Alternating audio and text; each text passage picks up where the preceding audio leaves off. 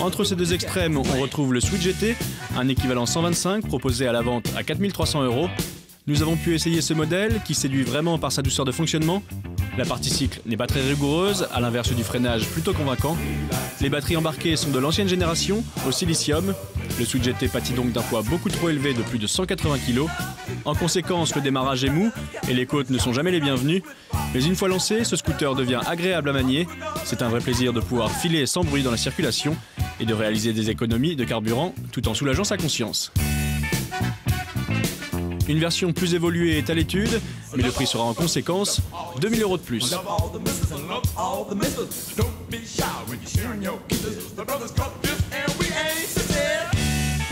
Dans la gamme, on retrouve également le IMAX 110S, équivalent à un 50 cm3, vendu 3 490 €.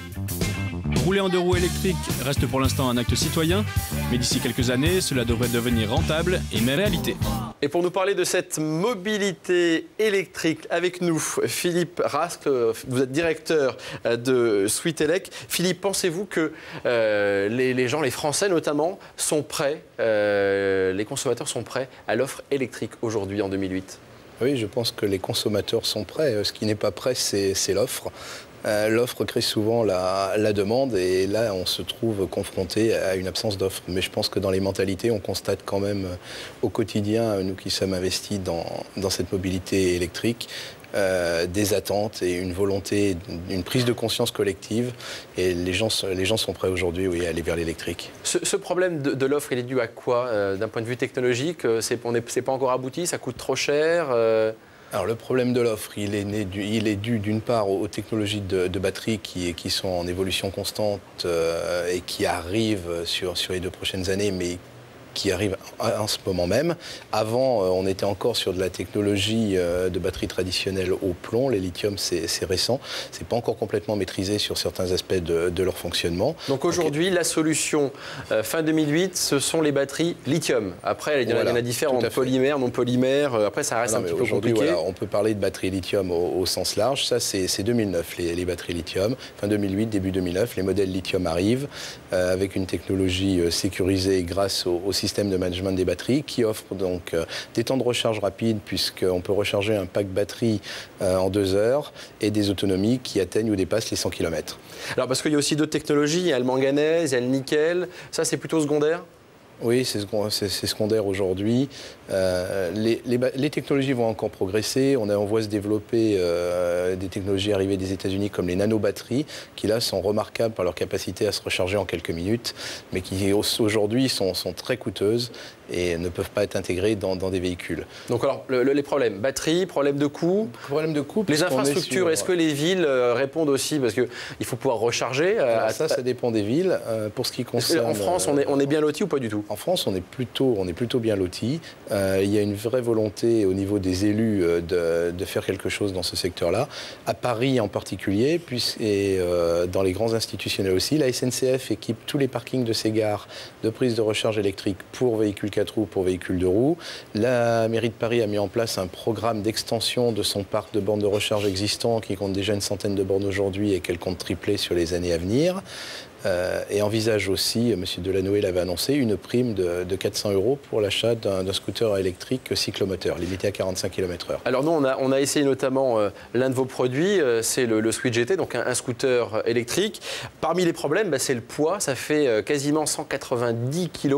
Et il y a aussi un petit problème d'autonomie. En gros, c'est une cinquantaine de kilomètres, après ça dépend de l'utilisation. Si on sollicite, on est peut-être un peu en dessous.